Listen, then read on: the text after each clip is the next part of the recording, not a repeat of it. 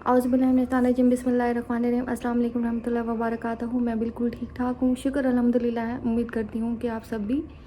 بالکل خیر عافیت سے ہوں گے۔ اچھا، آج کا جو ہمارا ٹاپک ہے، لوگ اس طرح کے جو کام ہے بہت زیادہ کر رہے ہوتے ہیں، اور ہم آئے دن یہ چیزیں دیکھتے ہیں کہ لوگ قبرستان جاتے ہیں، قبروں کے اوپر پھول ڈالتے ہیں۔ یہ تقریباً ہر انسان ہی کرتا ہے کہ جا کر ہم جاتے ہیں، پھول لیتے ہوئے جاتے ہیں اور قبروں پر پھول ڈالتے ہیں۔ اور کچھ لوگ تو ایسے ہوتے ہیں جو کہ قبروں پر جا کر چادریں چڑھاتے ہیں، یا پھر قبروں کو اس طرح سے پکا کروا دیتے ہیں کہ وہ بالکل مزار کی شکل میں اختیار کر جاتے ہیں، کمرے بنوا لیتے ہیں یا اس طرح سے نا۔ تو یہ بہت کامن سی چیزیں ہیں جو کہ لوگوں کو نالج نہیں ہوتا کہ وہ یہ جو چیزیں کر رہے ہیں، کیا ان سے جو میت ہے اسے کوئی فائدہ بھی ملنا ہے یا نہیں ملنا، یا پھر یہ صرف یہ ہوتا ہے کہ صرف ہم اپنے لیے یہ چیزیں کر رہے ہوتے ہیں، اپنے لیے بھی اس طرح سے کہ یہ جو چیزیں شروع سے چلتی آ رہی ہیں ہم پھر انہی چیزوں کو اپنانا شروع کر دیتے ہیں۔ ہمیں یہ نہیں پتہ ہوتا کہ اس کے پیچھے کوئی کنسیپٹس ہیں بھی صحیح کہ نہیں ہے، کوئی حقیقت ہے بھی صحیح کہ نہیں ہے، اسلام میں اس کا کوئی حوالہ ہے، رسول اللہ صلی اللہ علیہ وسلم کی یہ سنت ہے بھی یا نہیں ہے۔ اس حوالے سے کہ لوگ قبرستان جاتے ہیں اور وہاں پر جا کر پھول ڈالتے ہیں، کیا اس میں کوئی حقیقت ہے بھی کہ نہیں ہے۔ اچھا، اس حوالے سے میں آپ کو ایک واقعہ سناتی ہوں۔ رسول اللہ صلی اللہ علیہ وآلہ وسلم کا ایک جگہ سے گزر ہوا قبرستان سے نا، تو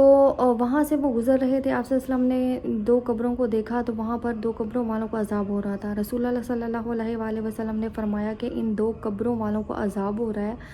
اور مطلب ان کا کوئی بہت بڑا گناہ بھی نہیں ہے، چھوٹے چھوٹے سے گناہ ہیں جو ہم کر لیتے ہیں، اور پھر آپ دیکھیں کہ آگے جا کر ان کی کتنی بڑی بڑی سزائیں ہیں۔ اس چیز کا ہمیں علم نہیں ہوتا، ہم اس دنیا میں تو کر لیتے ہیں، لیکن آگے ہم نے حق حساب دینا ہے تو پھر ہمیں پتہ چلتا ہے کہ ہم سے یہ کیا غلطیاں ہو گئیں۔ تو آپ صلی اللہ علیہ وسلم نے صحابہ کرام سے فرمایا کہ جو ان میں سے ایک تھا وہ جب پیشاب کرتا تھا تو احتیاط نہیں کرتا تھا، جو اس کے چھینٹے ہوتے تھے اس کے کپڑوں پر، اس کے جسم پر گرتے تھے، تو اس کی وجہ سے اسے عذاب ہو رہا ہے، اور جو دوسرا بندہ تھا وہ چغلی کھاتا تھا۔ تو یہ دونوں تھے، چھوٹے چھوٹے چیزوں کے عمل کی وجہ سے ان پر عذاب ہو رہا تھا۔ تو رسول اللہ صلی اللہ علیہ وآلہ وسلم اونٹ سے اترے اور تشریف لے گئے۔ وہاں پر ایک کھجور کا درخت تھا۔ رسول اللہ صلی اللہ علیہ وآلہ وسلم نے وہاں سے ایک شاخ توڑی اور اسے دو حصوں میں تقسیم کر دیا، اور جو ایک ٹکڑا تھا وہ ایک قبر پر لگا لیا اور دوسرا دوسری قبر پر لگا دیا۔ اب صحابہ کرام نے جب وجہ پوچھی کہ اس کی وجہ کیا ہے، تو رسول اللہ صلی اللہ علیہ وآلہ وسلم نے فرمایا کہ اس سے کیا ہوگا کہ جو ان کو عذاب مل رہا ہے اس میں تھوڑی سی کمی آ جائے گی، اور یہ کچھ جب تک یہ خشک نہیں ہوتی تب تک یہ کم عذاب میں رہیں گے۔ اب اس میں دو چیزیں ہیں ثابت ہوتی ہیں، ایک تو یہ کہ اگر آپ کوئی ہری چیز، کچھ بھی، کوئی ہرا پودا کچھ بھی آپ لگا دیتے ہیں تو یہ تو سنت ہے، اور اس سے یہ ہے کہ شاید جو ان کا عذاب ہے وہ کم بھی ہو جائے۔ اور اگر ہم رسول اللہ صلی اللہ علیہ وآلہ وسلم والے واقعے کو دیکھیں تو اس میں آپ صلی اللہ علیہ وسلم کے ہاتھوں سے لگی ہوئی کوئی بھی چیز ہو تو اس میں ایک اپنی ہی برکت ہوتی ہے۔ تو یہ ان کے اپنے ہاتھوں سے جو انہوں نے وہ اس ٹائم لگائی، تو ان کے اپنے ہاتھوں کی بھی برکت ہو سکتی ہے کہ جو وہ قبر والے تھے ان کا عذاب کم ہو رہا ہو۔ لیکن بہرحال جو کچھ بھی ہے اس میں سے ایک چیز ثابت ہوتی ہے کہ آپ نا کوئی بھی ہری چیز، کوئی کھجور کے پتے وغیرہ یا کوئی بھی ہرا پودا جو آپ لگا سکتے ہیں، اس کے علاوہ پھولوں کا کہیں سے بھی نا، رسول اللہ صلی اللہ علیہ وآلہ وسلم کی کوئی بھی سنت پھولوں کے لحاظ سے کوئی بھی ہمیں نظر نہیں آتی۔ ہم جتنے بھی پیچھے سے واقعات دیکھتے ہیں یا جو کچھ بھی ہے، لیکن یہ ہے کیونکہ ہم کافی عرصے تک ہندوؤں کے ساتھ رہ گئے ہیں تو کچھ رسمیں ایسی ہیں جو کہ ان سے منسلک ہیں اور چلی آ رہی ہیں، تو پھر ہم نے بھی ان کو ویسے ہی کنٹینیو رکھا ہے اور اس چیز کو ختم نہیں کیا۔ لیکن سنت کے لحاظ سے ہمیں کہیں پر بھی یہ ثابت نہیں ہوتا کہ آپ جائیں قبرستان میں اور لازمی آپ نے ہر حال میں ہی پھول ڈالنے ہیں۔ اچھا، ایک یہ بھی ہے کہ جو بھی جاندار چیز ہے یا بے جان چیز ہے، ہر چیزیں اللہ تعالیٰ کے ذکر میں مصروف ہیں، اور شاید جاندار کے لحاظ سے اس طرح سے بھی اگر آپ کوئی پودا لگا دیتے ہیں تو ہر چیز اللہ تعالیٰ کے ذکر کر رہی ہوتی ہے، اللہ تعالیٰ کے ذکر میں ہوتی ہے، تو اس ذکر کی وجہ سے بھی ان کے عذاب میں کمی آ سکتی ہے۔ تو ایک تو یہ والی جو چیزیں ہیں نا، تو یہ کنسیپٹ میں آپ کے آگے ہوں گی کہ پھولوں کا کوئی فائدہ نہیں ہوتا، آپ جا کے ڈالتے ہیں ٹھیک ہے، وہ آپ کی اپنے دل کی خوشی ہے، لیکن اگر آپ نے کچھ ان کے لیے کرنا بھی ہے، کچھ اچھا کرنا ہے، تو آپ یوں کریں کہ کوئی پودا یا کچھ بھی ہرا یا کوئی سبزہ اس طرح سے لگا دیں تاکہ جو ان کو ثواب ویسے کا ویسا ملے۔ اچھا، لوگ جو یہ جو پکی کروا لیتے ہیں پوری کی پوری قبروں کو، تو اس طرح سے ہمیں نہیں کروانا چاہیے، کیونکہ اگر ہم پیچھے سنت بھی دیکھیں تو ہماری جو قبریں ہونی چاہیے وہ کچی ہی ہونی چاہیے، کچی مٹی کی ہی رکھنی چاہیے قبروں کو نا، انہیں پکا نہیں کروانا چاہیے، ٹھیک ہے۔ اگر آپ چاروں طرف سے پکا کروا لیتے ہیں اور درمیان میں سے آپ کی جو کچی ہے تو وہ رہ جائے تو وہ ٹھیک ہے، لیکن آپ دیکھیں پورے کے پورے احاطے بنائے ہوئے ہوتے ہیں لوگوں نے، کمرے بنوائے ہوئے ہوتے ہیں، اس طرح سے نہیں کرنا چاہیے۔ یہ ایک اس طرح سے آ جاتا ہے کہ آپ نا وہ جو قبر ہے اس کی حیثیت کو کچھ ضرورت سے زیادہ ہی ہم بڑھا لیتے ہیں یا آپ بڑھا رہے ہیں، تو پھر اس طرح کی چیزیں ہمیں نہیں کرنی۔ قبروں کی تعظیم کو حد سے زیادہ بڑھا لینا، رسول اللہ صلی اللہ علیہ وآلہ وسلم جب اپنی حیات میں نا بہت زیادہ اس حوالے سے بہت زیادہ پریشان ہوتے تھے، اور اما عائشہ رضی اللہ عنہا فرماتی ہیں کہ رسول اللہ ہر وقت یہ دعا کیا کرتے تھے، آپ صلی اللہ علیہ وسلم فرمایا کرتے تھے کہ اے اللہ میری قبر کو بت نہ بنائیے گا کہ لوگ کس کی پوجا شروع کر دیں، اور ان لوگوں پر اللہ تعالیٰ کی لعنت ہے جو کہ نبیوں کی قبروں کو عبادت گاہ بنا لیتے ہیں۔ اب اپنی زندگی میں ہی رسول اللہ صلی اللہ علیہ وآلہ وسلم نے اپنے لیے یہ بات کہی تھی، تو آپ دیکھیں ہمیں بھی یہ عمل اس طرح سے نہیں کرنا چاہیے کہ ہم مزار بنا لیں، اس طرح سے کر لیں اور جا کر چادریں چڑھا رہے ہوتے ہیں، ان چیزوں کا کوئی بھی فائدہ نہیں ہونے والا میت کو۔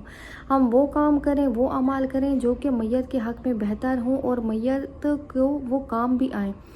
اب دیکھیں انسان جب مرتا ہے نا تو انسان کی زندگی میں اس کی 3 چیزیں اس کے ساتھ رہ جاتی ہیں، لیکن جب وہ قبر کے اندر اتر رہا ہوتا ہے تو پھر ایک چیز اس کے ساتھ جاتی ہے، باقی جو 2 چیزیں ہوتی ہیں وہ پیچھے ہی رہ جاتی ہیں۔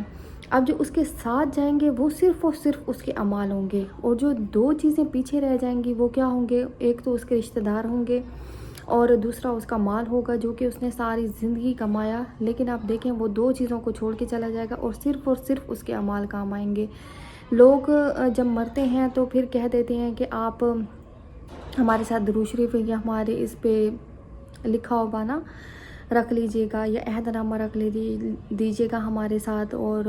مطلب مختلف چیزیں جو کہتے ہیں کہ آپ رکھ دیجئے گا تاکہ آگے ہمارے لیے آسانی ہو۔ آپ ٹھیک ہے، لوگ پھر اس چیز پر عمل بھی کر رہے ہوتے ہیں اور رکھ بھی رہے ہوتے ہیں، لیکن آپ دیکھیں اس چیز کا اس وقت کوئی وہ ہماری مددگار نہیں ہوتی، اور اس وقت وہ چیزیں ہمارے کام نہیں آتی، صرف آپ کے اعمال اچھے کام آئیں گے، اور اس وقت جو آپ میت کے لیے جو کچھ بھی آپ پڑھیں گے، جو دعائیں مانگیں گے، وہ سب چیزیں کام آئیں گی۔ اچھا، یہاں پر میرے پاس ایک واقعہ ہے جو کہ اگر ہم یہ چیز سن لینا تو پھر ہمیں پتہ چل جائے گا، اسی چیز سے ہمیں اندازہ ہو جاتا ہے کہ کیا کیا سنتے ہیں، اور ہمیں جب میت مر جاتی ہے یا پھر میت کے مرنے کے بعد ہمیں ان کی قبروں کے ساتھ کس طرح سے کرنا چاہیے، ہمیں کیا ڈالنا چاہیے، کیا نہیں ڈالنا چاہیے، چادر ڈالنا، فلاں ڈالنا، یہ ڈالنا، کیا جائز ہے کہ ناجائز ہے۔ حضرت عمر بن عاص رضی اللہ عنہ جو آپ صلی اللہ علیہ وسلم کے بہت ہی قریبی صحابہ تھے، تو جب ان کی وفات کا ٹائم قریب آیا تو بہت زیادہ بیمار تھے، انہوں نے پہلے ہی وصیت کی کہ ایک تو ہے نا ان کے وہ کہتے تھے کہ میرے جنازے میں کوئی بھی ایسی عورت نہ شامل ہو جو کہ بہت ہی زارو قطار روئے یا چیخے چلائے اس طرح سے نا، تو انہوں نے منع فرما دیا تھا کہ میرے جنازے میں ایسی کوئی بھی عورت شامل نہ ہو۔ اور دوسرا انہوں نے کہا کہ جب مجھے آپ قبر میں ڈالیں تو پھر آہستہ سے جو مٹی ہے آہستہ آہستہ کر کے میرے اوپر ڈالیے گا، اور اس کے بعد آپ اس وقت تک لوگوں کو انہوں نے کہا کہ ٹھہرے رہیے گا جب تک کہ ایک اونٹ کو آپ ذبح کر لیں، اس اونٹ کا ذبح کرنے کے بعد جو گوشت ہے وہ آپ ٹوٹل تقسیم کر لیں، مطلب کہ 3-4 گھنٹے آپ نے مسلسل وہاں پر ٹھہرے رہنا ہے اور ان کے حق میں دعا کرنی ہے، اور ان کی قبر پر انہوں نے فرمایا کہ میری قبر پر پانی ڈال دیجیے گا۔ اب دیکھیں یہاں سے ہمیں جو چیزیں ثابت ہوتی ہیں کہ اس طرح کے عمل ہم نے کرنے ہیں، تاکہ انہوں نے کہا کہ آپ نے اس طرح کا عمل کرنا ہے اور جو عمل ان کے کام بھی آئے۔ انہوں نے اس کی وجہ یہ بتائی کہ ان کا یہ مقصد تھا یہ سب کچھ کہنے کا کہ آپ نے اتنی دیر تک ٹھہرنا ہے، میری قبر پر آپ نے آہستہ سے مٹی ڈالنی ہے اور پانی ڈالنا ہے تاکہ وہ جو ان کی نئی منزل کا سفر سٹارٹ ہوگا نا، جب انسان دنیا کو چھوڑ دیتا ہے اور ایک نیا سفر شروع کرتا ہے بالکل ہی تنہا، نہ اس کے دوست ہوں گے، نہ اس کی اولاد ہوگی، نہ اس کے رشتہ دار ہوں گے، نہ اس کا مال ہوگا، کوئی بھی چیز ساتھ میں نہیں ہوگی، اور وہ ایک ڈرا ہوا انسان ہوگا، تو اس ٹائم پر نا آپ اگر وہاں پر ٹھہرے ہیں، اس کے لیے دعا کر رہے ہیں، تو وہ جب اس کا فوراً سے ہی اس کے سوال جواب کا جو سلسلہ ہوتا ہے وہ شروع ہو جاتا ہے، تو وہ اس سے اس ٹائم وہ چیزیں آسان ہو جاتی ہیں اس کے لیے، کیونکہ وہ آپ کو دیکھ رہا ہوتا ہے کہ آپ اس کے ساتھ وہاں اوپر ٹھہرے ہوئے ہیں، تو اس کے لیے اس ٹائم کے آسانی ہوتی ہیں۔ اچھا، یہاں سے ہمیں اب کیا مطلب ان سب چیزوں سے ہمیں یہ ہوتا ہے کہ سنتوں سے ہمیں پتہ چلتا ہے قبر پر پانی ڈالنا، قبر پر کوئی بھی ہری چیز لگانا، کوئی ہری شاخ کچھ بھی لگانا، اچھا قبر کو کچا رکھنا، قبر کے اوپر آپ نے کوئی چادر نہیں ڈالنی، کوئی آپ نے پھول نہیں ڈالنے، آپ پھول ڈالتے بھی ہیں تو وہ آپ کی اپنی دل کی تسلی، یا اگر آپ پتہ نہیں کیا اس چیز کو سوچ کے جو کچھ بھی ڈالتے ہیں وہ ٹھیک ہے، لیکن جو چیز ہمیں کرنی ہے وہ یہ چیزیں ہیں کہ ہم نے ان چیزوں کو کرنا ہے اور زیادہ سے زیادہ دعا کرنی ہے، اور ان کے حق میں اللہ تعالیٰ ان کے لیے آگے کا سفر آسان کریں۔ وہ جو سب سے بہترین ان کے لیے تحفہ ہوتا ہے یہ ہوتا ہے، اور ہمیں ہر دعا میں ہی ان کے حق میں دعا کرنی چاہیے، کیونکہ ان کے لیے وہ سفر شروع ہو چکا ہے، تو اللہ تعالیٰ ان کے سفر میں آسانیاں فرمائیں، اور ہم نے بھی یہ سفر شروع کرنا ہے تو اللہ تعالیٰ پاک ہمارے سفر میں جب ہم یہ شروع کریں تب ہمارے سفر میں بھی آسانیاں کریں۔ رسول اللہ صلی اللہ علیہ وآلہ وسلم نے فرمایا کہ ایک مسلمان بھائی کے دوسرے مسلمان بھائی پر 5 حق ہوتے ہیں جو کہ اس نے ہر حال میں ادا کرنے ہوتے ہیں۔ ایک نمبر 1 یہ ہوتا ہے کہ سلام کا جواب دینا، نمبر 2 اگر کوئی مسلمان بھائی آپ کا بیمار ہے تو اس کی عیادت کریں، نمبر 3 اگر کسی بھی مسلمان بھائی نے آپ کو دعوت دی ہے تو اس کی دعوت کو خوش دلی سے قبول کریں،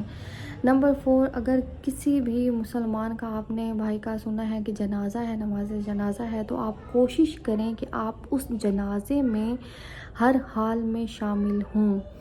ہر حال میں شامل ہوں۔ اور 5واں یہ کہ جب بھی کسی کو چھینک آتی ہے تو ہم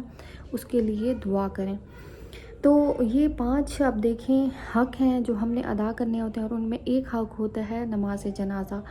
نماز جنازہ میں کوشش کریں کہ جو چیزیں ہم نے کرنے والی ہوتی ہیں نا، ہم وہ ان چیزوں کی طرف آئیں۔ اب ہم بہت ساری رسمیں کر رہے ہوتے ہیں، بہت کچھ کر رہے ہوتے ہیں جو کہ کرنے کے بیچ میں نہیں ہوتی، لیکن پھر بھی ہم نے انہیں ایڈیشن کیا ہوا ہے اور ان کی ایڈیشن کر لیتے ہیں ہم، لیکن پھر انہیں کرتے رہتے ہیں، لیکن ان چیزوں کا کوئی ہے نہیں، بیسکس کچھ بھی نہیں ہے، ہم نے اپنی چیزوں کو خود بڑھایا ہوا ہے۔ اللہ تعالیٰ آپ کو، مجھے، ہم سب کو یہ چیزیں کرنے کی توفیق عطا کریں۔ اپنا بہت سارا خیال رکھیے گا، مجھے دعاؤں میں یاد رکھیے گا۔ اللہ حافظ۔